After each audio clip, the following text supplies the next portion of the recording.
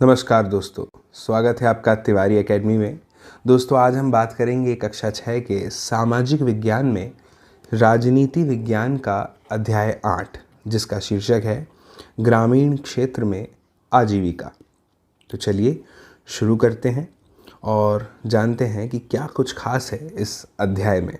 हमेशा की तरह पहले मैं आपके सामने रीड करूँगा कुछ लाइन, कुछ पंक्तियाँ, और उसके पश्चात उन्हें आपके समक्ष आपको समझाऊंगा। चलिए दोस्तों, इसके पहले जो पाठ हमने देखा था उसमें हमने विशेष रूप से इस विषय पर चर्चा की थी कि अनेक तरह की विविधताएं कैसी हैं, अलग अलग प्रकार की जो भिन्नताएं लोगों में हैं, क्षेत्रों में हैं, लोगों के जीवन पर है, उसके विषय में हमने इसके पिछले अध्याय में चर्चा की थी।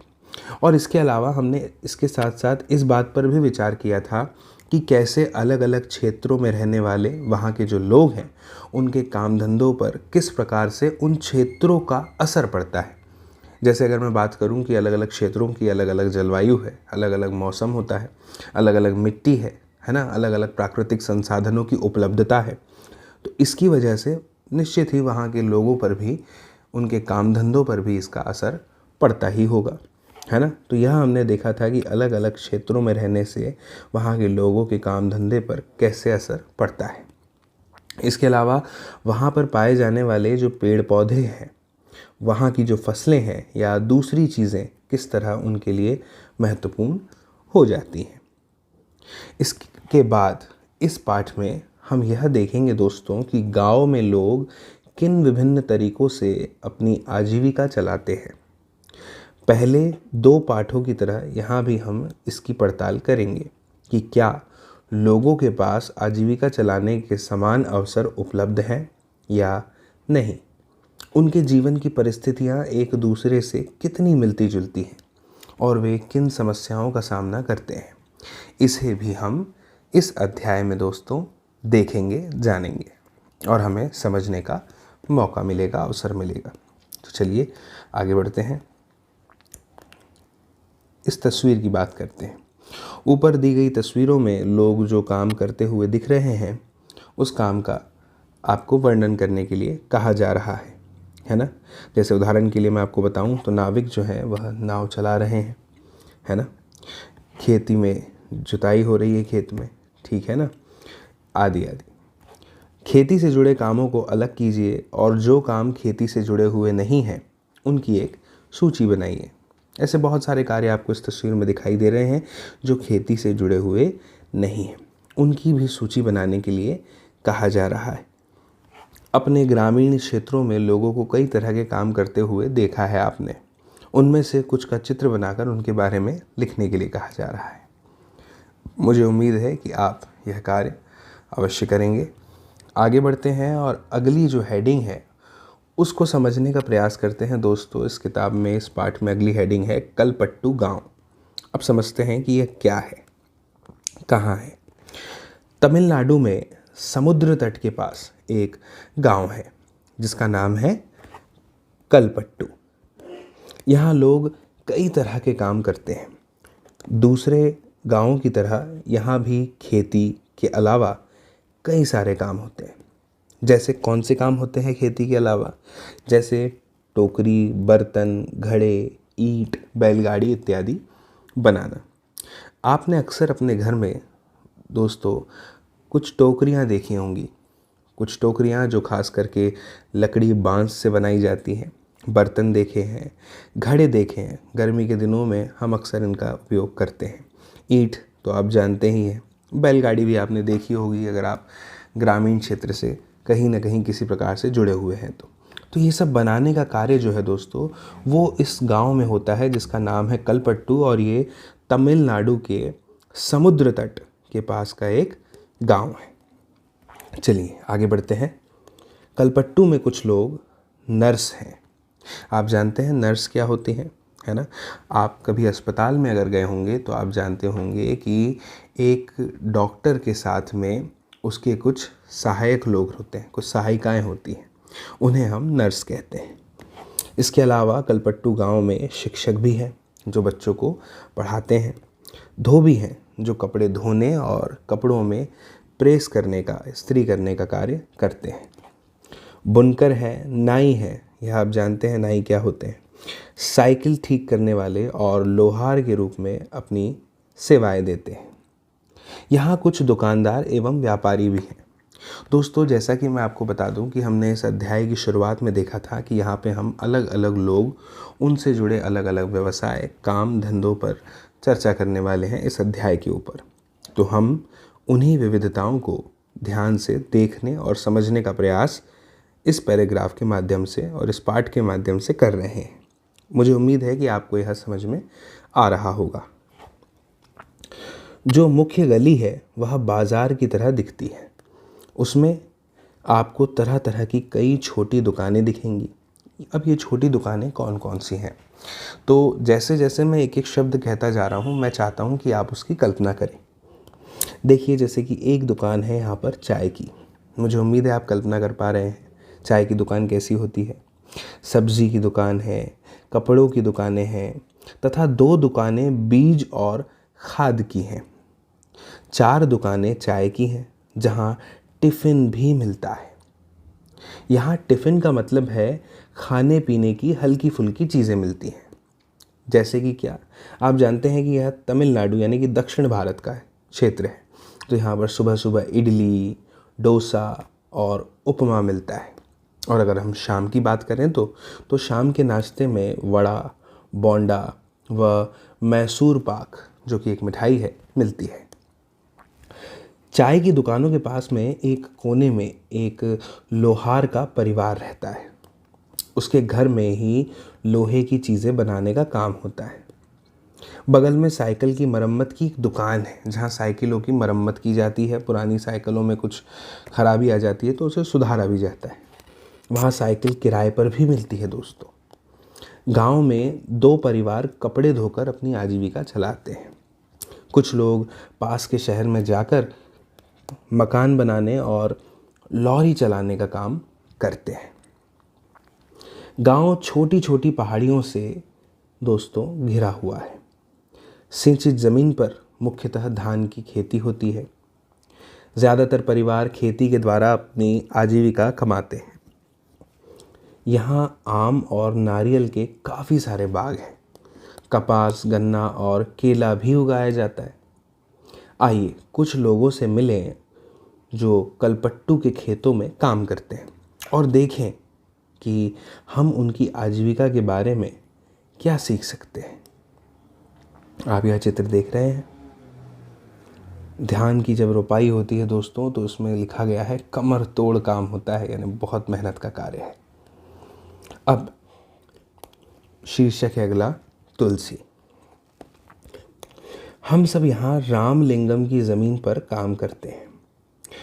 उसके परिवार के पास कलपट्टू में 20 एकड़ धान के खेत हैं। अब यह तुलसी से जानकारी ली जा रही है ना? तो वह हमें बता रही है, शादी से पहले भी मैं मायके में धान के खेतों में ही मजदूरी करती थी। यहाँ मैं सुबह 8:30 से शाम 4:30 तक काम करती हूँ। रामलिंगम की पत्नी करुथम्मा काम की निगरानी करती है। रामलिंगम की जो पत्नी है दोस्तों, उसका नाम क्या है? करुथम्मा। यह पूरे कार्य की क्या करती है? निगरानी करती है। तुलसी यह बता रही है कि ये सब लोग यहाँ पर एक ज़मीन पर काम करते हैं जो कि रामलिंगम की ज़मीन है। इसके अलावा यह बता रही है कि रामलिंगम का जो परिवार है उसके पास कलपट्टू में 20 एकड़ धान के खेत हैं। शादी से पहले की भी बात हो रही है कि शादी से पहले भी मैं मायके में धान के खेतों में ही मजदूरी करती थी, ऐसा तुलसी बोल रही है। और यह बता रही है कि वह सुबह 8:30 बजे से शाम के 4:30 तक काम करती है और इन सब कामों पर नज़र रखने का काम करती है रामलिंगम की पत्नी करुथम्मा। वह काम की निगरानी करती है। साल में कुछ ही मौके ऐसे होते हैं जब मुझे नियमित रूप से मजदूरी मिलती है। यह उन मौक़ों में से एक है। मैं धान रोप रही हूँ। जब धान की फसल थोड़ी बढ़ जाएगी तो रामलिंगम हमें निराई के लिए और बाद में कटाई के लिए बुलाएगा। और अब तुलसी कह रही है कि साल में कुछ ही ऐसे मौके, ऐसे अवसर आते हैं जब इन्हें नियमित रूप से यानी लगातार रूप से मजदूरी मिलती है। इसका मतलब है कि हमेशा ही इन्हें नियमित रूप से दोस्तों मजदूरी नहीं दी जाती। और इस समय का जो मौका है, जो अवसर है, वह उन सभी मौक़ों में से एक है जिसमें मजदूरी नियमित रूप से दी जाती है। तुलसी बता रही है कि वह धान रोप रही है और जब धान की फसल थोड़ी सी बढ़ जाएगी तो रामलिंगम जो है वो इन्हें निराई करने के लिए और बाद में कटाई के लिए भी बुलाएगा। जब मैं कम उम्र की थी तो निराई कटाई का काम आसानी से कर लेती थी, लेकिन अब जैसे जैसे उम्र हो रही है मुझे झुककर काम करने और देर तक पानी में पैर डुबोए रहने से तकलीफ़ होती है। यहाँ पे तुलसी कह रही है कि जब वह बहुत छोटी थी दोस्तों, तब उसे निराई कटाई का कार्य बड़ी आसानी से करने में सरलता होती थी, लेकिन अब जैसे जैसे वह बड़ी हो रही है, उसकी उम्र बढ़ते जा रही है, तो बढ़ती उम्र के साथ में शरीर के साथ कुछ समस्याएं आ जाती हैं, है ना। तो उसे झुककर काम करने में समस्या होती है और देर तक पानी में पैर डुबोए रहने की वजह से काफ़ी सारी तकलीफ़ों का सामना भी करना होता है। रामलिंगम एक दिन का 40 रुपया मजदूरी देता है। एक दिन का मजदूरी जो रामलिंगम सभी को देता है वह है 40 रुपये। आगे तुलसी कहती है कि मेरे गांव में मजदूरी के रेट से यह थोड़ा सा कम है, फिर भी मैं मजदूरी के लिए यहीं आती हूँ। रामलिंगम पर मुझे भरोसा है कि काम होने पर वह मुझे ही बुलाएगा। बाकी लोगों की तरह वह आस पड़ोस के गाँवों में सस्ते मजदूर ढूंढने नहीं जाता। इसका अर्थ है कि बाकी लोग जो हैं वो इससे भी सस्ते मजदूर ढूंढने के लिए आस पड़ोस के गाँव तक उन्हें ढूंढने के लिए चले जाते हैं। आगे तुलसी कहती है, मेरा पति रमन भी एक मजदूर है। हमारे पास कोई ज़मीन नहीं है। साल के इन महीनों में वह खेतों में कीड़ों की दवाई छिड़कता है। जब खेतों में कोई काम नहीं मिलता तो उसे पास की खान से पत्थर या नदी से बालू ढोने का काम मिल जाता है। ये पत्थर और बालू पास के शहरों में मकान बनाने के लिए ट्रक से ले जाए जाते हैं। खेत में काम करने के अलावा मैं घर का सारा काम करती हूँ। मैं घर में सबके लिए खाना बनाती हूँ, कपड़े धोती हूँ और सफाई भी करती हूँ। आगे तुलसी बता रही है कि कैसे उसका पति, जो कि रमन जिसका नाम है, वह भी दोस्तों एक मज़दूर है और इनके पास में, रमन और तुलसी के पास में जो कि पति पत्नी है, कोई भी ज़मीन नहीं है। और साल के ये वाले जो महीने हैं इनमें वह खेतों में कीड़ों और की जो दवाई है वह छिड़कने का कार्य करता है। कौन? तुलसी का पति रमन। जब खेतों में कोई भी कहीं पे काम नहीं मिलता तब उससे, यानी कि रमन को, पास ही में एक खान है, वहाँ से पत्थर या फिर नदी से जो बालू होती है, रेत, वह ढोने का कार्य मिल जाता है। ये पत्थर और बालू पास के शहरों में मकान बनाने के लिए ट्रकों से ले जाए जाते हैं। आपने कई बार ऐसे ट्रकों को चलते हुए देखा होगा। खेत में काम करने के अलावा भी तुलसी घर का सारा काम करती है और घर में सबके लिए खाना बनाती है, कपड़े धोती है और सफाई करती है। कितना मेहनत का कार्य, कितना मेहनती जीवन दोस्तों इनका है। दूसरी औरतों के साथ जंगल जाकर जंगल से लकड़ी भी लाती है। गांव से करीब 1 किलोमीटर दूर एक बोरवेल है जहां से पानी लेकर आती है और तुलसी का पति घर का सामान जैसे साग सब्जी खरीदने में इसकी मदद करता है। चलिए आगे बढ़ते हैं। यहाँ पर एक चित्र दिया हुआ है जिसमें अलग अलग महीने दर्शाए गए हैं और कौन कौन से महीने में वो क्या काम करती है उसे भी दर्शाने का यहाँ प्रयास किया गया है। क्या तुलसी को साल भर कमाई के मौके मिलते हैं? नहीं मिलते। आप जानते हैं कि ये जो महीने हैं यह तो खाली ही हैं। चलिए आगे तुलसी बताती है, हमारी 2 बेटियां हमारे जीवन की खुशी हैं। दोनों ही स्कूल जाती हैं। पिछले साल एक बेटी बीमार पड़ गई थी तो उसे शहर के अस्पताल ले जाना पड़ा। हमने उसके इलाज के लिए रामलिंगम से उधार लिया था और उस उधार को चुकाने के लिए हमें अपनी गाय बेचनी पड़ी। जैसा कि आपने तुलसी की कहानी में पढ़ा, ग्रामीण इलाकों में गरीब परिवारों का बहुत सारा समय पानी और जलावन की लकड़ी लाने एवं जानवर चराने में बीतता है। इन कामों से कोई पैसा नहीं मिलता है, लेकिन गरीब परिवारों में ये काम बहुत महत्वपूर्ण हो जाते हैं। वे मजदूरी से जो थोड़ा सा पैसा कमाते हैं उससे गुजारा नहीं होता, घर चलाने और ज़िंदगी बसर करने के लिए इन कामों को करना पड़ता है। हमारे देश के ग्रामीण परिवारों में से करीब 40% खेतीहर मजदूर हैं। कुछ के पास ज़मीन के छोटे छोटे टुकड़े हैं, बाकी तुलसी की तरह भूमिहीन हैं। कई बार जब पूरे साल उन्हें काम नहीं मिल पाता तो मजबूरन काम की खोज में उन्हें दूर दराज के इलाकों में जाना पड़ता है। इस तरह का पलायन कुछ विशेष मौसमों में ही होता है। बात करते हैं दोस्तों शेखर की। जैसे हमने तुलसी के विषय में जाना, वैसे अब हम शेखर के विषय में जानते हैं। हमें यह धान अपने घर लेकर जाना है। मेरे परिवार ने अभी अभी फसलों की कटाई पूरी की है। हमारे पास बस 2 एकड़ ज़मीन है। हम अपने खेत का सारा काम खुद ही कर लेते हैं। मैं कई बार कटाई के समय दूसरे छोटे किसानों की मदद ले लेता हूँ और बदले में उनके खेतों में कटाई करवा देता हूँ। व्यापारी मुझे उधार पर बीज और खाद देता है। इसे चुकाने के लिए मुझे थोड़े कम दामों पर उस धान को बेचना पड़ता है। अगर बाज़ार में बेचूं तो ज़्यादा पैसे मिल जाएंगे, लेकिन मुझे उधार भी तो चुकाना है। व्यापारी ने किसानों को याद दिलाने के लिए अपना एजेंट भेजा है कि जिन किसानों ने उधार लिया है वे उसी को अपना धान बेचें। मुझे अपने खेत से 60 बोरी धान मिलेगा। इनमें से कुछ से मैं अपना उधार चुका दूंगा और बाकी घर में लग जाएगा। दोस्तों, अब शेखर यह बता रहे हैं कि जो धान इनके पूरे परिवार ने अभी अभी जो फसलों की कटाई की है वह उसे अपने घर लेकर के जाना है। और शेखर के पास में 2 एकड़ की ज़मीन है और शेखर बता रहे हैं कि वह अपने खेत का सारा काम खुद ही कर लेते हैं। कई बार कटाई के समय दूसरे छोटे किसानों की उनको मदद लेनी पड़ती है और बदले में उनके खेतों में शेखर जो है वह कटाई करवा देता है। व्यापारी जो है उससे शेखर को उन लोगों से, व्यापारियों से बीज और खाद जो है वो उधार भी कई बार लेनी पड़ती है और इस उधार को चुकाने के लिए शेखर को थोड़े से कम दाम पर उन्हें जो धान है वह बेचना पड़ जाता है। शेखर वह धान बाज़ार में भी दोस्तों बेच सकता है और उससे वह ज़्यादा पैसे भी कमा सकता है, लेकिन उसे उधार चुकाना रहता है। और व्यापारियों ने किसानों को यह याद दिलाने के लिए कि भाई उन्होंने उसका उधार लिया है, ठीक इस समय जब कटाई होती है जो व्यापारी लोग हैं वह अपना एजेंट भेज देते हैं कि जिन किसानों ने उधार नहीं लिया है, जिन किसानों ने उधार लिया है वे उसको अपना धान बेचे।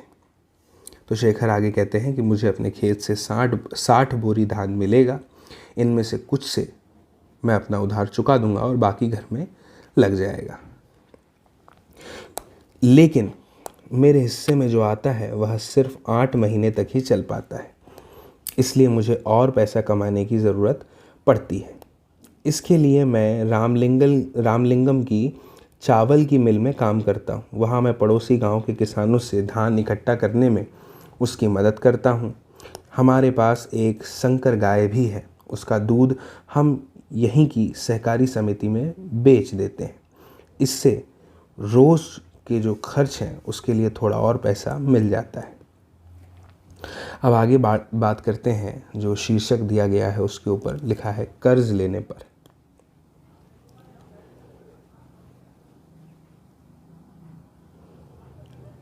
जैसा कि आपने ऊपर पढ़ा, कई बार शेखर जैसे किसान ज़रूरी चीज़ें खरीदने के लिए पैसा कर्ज लेते हैं। अक्सर ये पैसा बीज, खाद और कीटनाशक खरीदने के लिए साहूकार से कर्ज के रूप में लिया जाता है। अगर बीज अच्छी किस्म के नहीं होते या फसल को कीड़ा लग जाता है तो पूरी फसल बर्बाद हो सकती है। बारिश पूरी नहीं होने पर भी फसल खराब हो सकती है। ऐसी स्थिति में किसान अपना उधार नहीं चुका पाते। कई बार परिवार चलाने के लिए उन्हें और पैसा कर्ज के तौर पर दोस्तों लेना पड़ता है। जल्दी ही यह कर्ज इतना बढ़ जाता है कि किसान कितना भी कमा ले वह उसे चुका नहीं पाता। इस स्थिति में कहते हैं कि किसान कर्ज तले दब गया। पिछले कुछ सालों में यह किसानों की विपदा का मुख्य कारण बन गया है। कई क्षेत्रों में किसानों ने कर्ज के बोझ से दबकर आत्महत्या तक कर ली है। अब अगली बात करते हैं रामलिंगम और करुथम्मा। ज़मीन के अलावा रामलिंगम के परिवार के पास एक चावल की मिल है और बीज व कीटनाशक बेचने के लिए एक दुकान है। चावल की मिल में उन्होंने कुछ अपना पैसा लगाया और थोड़ा सरकारी बैंक से कर्ज लिया। वे कलपट्टू और आसपास के गांवों से ही धान खरीदते हैं। मिल का चावल आसपास के शहरों के व्यापारियों को बेचा जाता है।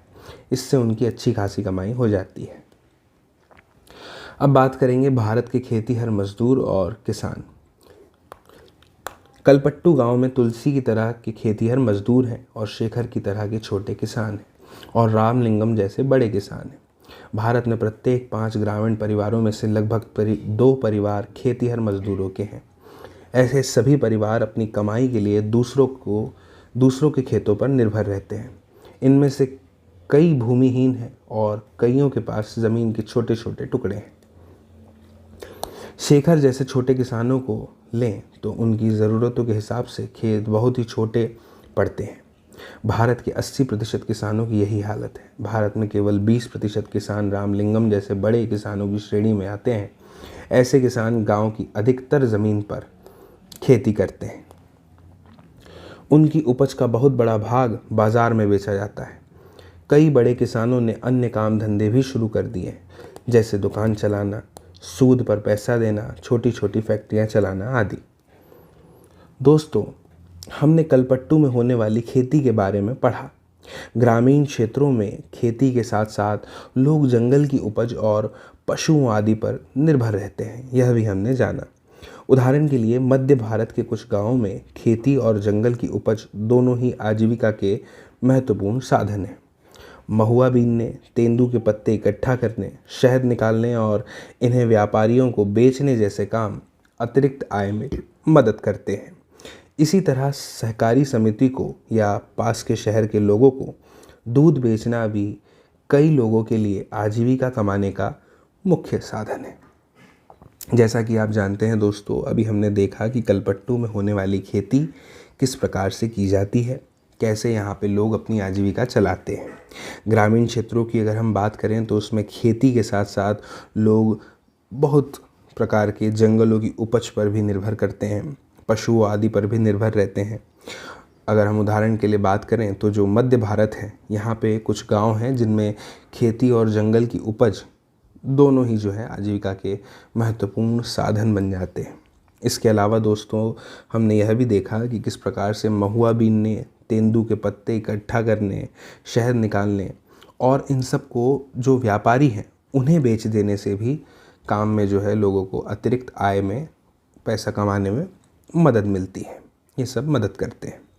इसी प्रकार से सरकारी जो समितियां हैं उनको या पास के शहर के लोगों को दूध बेचना भी कई लोगों के लिए आजीविका कमाने का यहाँ पर मुख्य साधन है। समुद्र तटीय इलाकों में हम देखते हैं दोस्तों कि पूरे के पूरे गांव मछली पकड़ने में लगे हुए हैं। आइए अरुणा और परिवेलन के जीवन के बारे में पढ़कर मछली पकड़ने वाले एक परिवार के बारे में थोड़ा और जानें। यह परिवार कलपट्टू के पास पुदुपेट नाम के गांव में रहता है। इससे पहले कि हम आगे बढ़े, मैं इस बॉक्स के अंदर जो जानकारी दी गई है इसको आपके सम्मुख प्रस्तुत करना चाहूँगा। नागालैंड की सीढ़ी नुमा खेती। यह एक गांव है जिसका नाम चिजामी है। यह नागालैंड के फेक जिले में है। इस गांव में रहने वाले लोग चखेसंग समुदाय के हैं। वे सीढ़ी नुमा खेती करते हैं। इसका मतलब है कि पहाड़ी की ढलाऊ ज़मीन को छोटे छोटे सपाट टुकड़ों में बांटा जाता है और उस ज़मीन को सीढ़ियों के रूप में बदल दिया जाता है। प्रत्येक सपाट टुकड़े के किनारों को ऊपर उठा देते हैं जिससे पानी भरा रह जाए। यह चावल की खेती के लिए सबसे अच्छा है। चिजामी के लोगों के पास अपने अपने खेत हैं, लेकिन वे इकट्ठे होकर एक दूसरे के खेतों में भी काम करते हैं। वे 6 से 8 लोगों का एक समूह बनाते हैं और इकट्ठे मिलकर पहाड़ के एक हिस्से पर घास पतवार साफ करते हैं। जब दिन का काम खत्म हो जाता है तो सारा समूह इकट्ठे बैठकर खाना खाता है। ऐसा कई दिनों तक चलता रहता है जब तक काम खत्म नहीं हो जाता। जैसा कि हमने कहा था, अब हम बात करेंगे अरुणा और पारिवेलन की। पुदुपेट कलपट्टू से ज़्यादा दूर नहीं है। यहाँ लोग मछली पकड़कर अपनी आजीविका चलाते हैं। उनके घर समुद्र के पास होते हैं और वहाँ चारों ओर जाल और कैटामरैन यानी कि मछुआरों की खास तरह की एक छोटी नाव होती है, उसकी पंक्तियाँ दिखाई देती हैं। सुबह 7 बजे समुद्र किनारे बड़ी गहमा गहमी रहती है। इस समय सारे कैटामरैन मछलियाँ पकड़कर लौट आते हैं। मछली खरीदने और बेचने के लिए बहुत सारी औरतें इकट्ठी हो जाती हैं। आगे अरुणा बताती है कि मेरा पति पारिवेलन, मेरा भाई और जीजा आज बड़ी देर से लौटे। मैं बहुत परेशान हो गई थी। ये हमारे कैटामरैन में इकट्ठे ही समुद्र में जाते हैं। उन्होंने बताया कि आज वे तूफान में फंस गए थे। दोस्तों, इस चित्र को आप ध्यान से देख सकते हैं और अनुमान लगा सकते हैं उन परिस्थितियों और स्थितियों का जिसके विषय में हम अभी अध्ययन कर रहे हैं। आज जो मछलियाँ पकड़ी गई उनमें से मैंने परिवार के लिए कुछ मछलियाँ एक तरफ उठाकर रख दी, बाकी मैं नीलाम कर दूंगी। इस नीलामी से जो पैसा मुझे मिलता है वह 4 भागों में बँट जाता है। 3 हिस्से उन 3 लोगों में बँट जाते हैं जो मछली पकड़ने जाते हैं। बाकी 1 हिस्सा उसे मिलता है जिसकी नाव और जाल वगैरह होते हैं। यहाँ पे दोस्तों अरुणा बताती है कि आज जो मछलियाँ उन्होंने पकड़ी उसमें से उसने परिवार के लिए कुछ मछलियाँ एक तरफ उठा करके रख दी, यह सोचकर कि जो बाकी की जो मछलियाँ हैं उसे वह बेच देगी, नीलाम कर देगी। इस नीलामी से जो पैसा अरुणा को मिलता है उससे वह 4 भागों में बांट देती है, या ऐसा कहें कि वह पैसा 4 भागों में बँट जाता है। अब वह 4 भाग कौन कौन से हैं? इन 4 भाग में दोस्तों जो 3 भाग हैं, 3 हिस्से हैं, वो उन 3 लोगों में बराबर बँट जाते हैं जो मछली पकड़ने के लिए जाते हैं। बाकी जो बचा 1 हिस्सा उसे मिलता है जिसकी नाव और जाल वगैरह होते हैं। चूँकि जाल कैटामरैन और उसका इंजन हमारे हैं तो वह हिस्सा भी हमें ही मिल जाता है। हमने बैंक से उधार लेकर एक इंजन खरीदा है जो कैटामरैन में लगा हुआ है। इससे ये लोग समुद्र में दूर तक जा पाते हैं और ज़्यादा मछलियाँ मिल जाती हैं। नीलामी में जो औरतें यहाँ से मछलियाँ खरीदती हैं वे टोकरे भर भर कर पास के गाँवों में बेचने के लिए जाती हैं। कुछ व्यापारी भी हैं जो शहर की दुकानों के लिए मछलियाँ खरीदते हैं। मैं दोपहर 12 बजे तक ही नीलामी का काम निपटा पाती हूँ। शाम को मेरा पति और बाकी रिश्तेदार मिलकर जाल को सुलझाते हैं और उसकी मरम्मत करते हैं। कल सुबह 2 बजे वे फिर समुद्र की तरफ चल देंगे। हर साल मानसून के दौरान करीब 4 महीने तक वे समुद्र में नहीं जा पाते क्योंकि यह मछलियों के प्रजनन का समय होता है। इस चित्र को आप ध्यान से देख सकते हैं। स्थानीय बाजार में मछलियाँ बेचती हुई मछुआरी ने। इन महीनों में हम व्यापारी से उधार लेकर अपना गुजारा चलाते हैं। इस कारण बाद में हमें मजबूरी में उसी व्यापारी को मछली बेचनी पड़ती है और हम खुद खुली नीलामी नहीं कर पाते। वे खाली महीने काटना सबसे मुश्किल होता है। पिछले साल सुनामी के कारण हमारा बड़ा नुकसान हुआ। ग्रामीण क्षेत्रों में आजीविका के साधनों के ऊपर दोस्तों अब हम चर्चा करेंगे। ग्रामीण क्षेत्रों में लोग अपनी आय विभिन्न तरीकों से कमाते हैं। कुछ खेती बाड़ी का काम करते हैं और कुछ अन्य काम करके अपनी आजीविका चलाते हैं। खेती में कई तरह के काम शामिल हैं, जैसे कि खेत तैयार करना, रोपाई बुआई, निराई और कटाई करना। फसल अच्छी हो इसके लिए हम प्रकृति पर निर्भर हैं। इस तरह जीवन ऋतुओं के इर्द गिर्द ही चलता है। बुआई और कटाई के समय लोग काफ़ी व्यस्त रहते हैं और दूसरे समय काम का बोझ कम रहता है।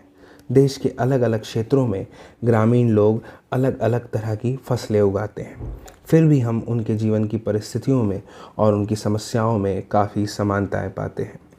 लोग कैसे ज़िंदगी बसर करते हैं और कितना कमा पाते हैं यह इस बात पर निर्भर करता है कि वे जिस ज़मीन को जोतते हैं वह कैसी है। कई लोग उस ज़मीन पर मज़दूरों के रूप में निर्भर हैं। ज़्यादातर किसान अपनी ज़रूरतों को पूरा करने और बाज़ार में बेचने के लिए भी फसल उगाते हैं। दोस्तों, यहाँ पे ये बताया है कि देश के जो अलग अलग क्षेत्र हैं यहाँ पे अलग अलग जो ग्रामीण लोग हैं, गांव में रहने वाले लोग हैं, वो किस प्रकार से अलग अलग तरह की फसलों को उगाते हैं वहाँ से संबंधित जलवायु और मिट्टी के साथ में, और उनके जीवन की परिस्थितियों में और उनकी समस्याओं में काफ़ी समानताएं हैं। लोग कैसे ज़िंदगी बसर करते हैं और कितना कमा पाते हैं, यह सिर्फ इस बात पर निर्भर करता है दोस्तों कि वे जिस ज़मीन को जोतते हैं वह कैसी है। कई लोग उस ज़मीन पर मज़दूरों के रूप में निर्भर हैं। ज़्यादातर किसान अपनी ज़रूरतों को पूरा करने और बाज़ार में बेचने के लिए भी फसलें उगाते हैं। कुछ किसानों को अपनी फसलें उन व्यापारियों को बेचनी पड़ जाती हैं जिनसे वे पैसा उधार लेते हैं। गुज़र बसर करने के लिए कई परिवारों को काम की खातिर उधार लेना पड़ता है या फिर तब लेना पड़ता है जब उनके पास कोई काम नहीं रहता। ग्रामीण क्षेत्रों में कुछ परिवार ऐसे हैं जो बड़ी बड़ी ज़मीनों, व्यापार और अन्य काम धंधों पर फल फूल रहे हैं। फिर भी ज़्यादातर छोटे किसानों, खेतीहर मज़दूरों, मछली पकड़ने वाले परिवारों और गाँव में हस्तशिल्प का काम करने वाले लोगों को पूरे साल रोज़गार नहीं मिल पाता। दोस्तों, मुझे उम्मीद है कि यह अध्याय आपको समझ में आया होगा और यह वीडियो आपको पसंद आया होगा। और मेरी आपसे यह अपेक्षा है कि अगर यह वीडियो आपको पसंद आया है, यह अध्याय आपको समझ में आया है, तो इस वीडियो की लिंक को ज़रूर आप अपने मित्रों, सहपाठियों, परिजनों, दोस्तों, साथियों के साथ साझा करेंगे, यानी कि इस वीडियो की लिंक को शेयर करेंगे। और दोस्तों, जल्द ही मिलते हैं नेक्स्ट वीडियो में। तब तक के लिए नमस्कार।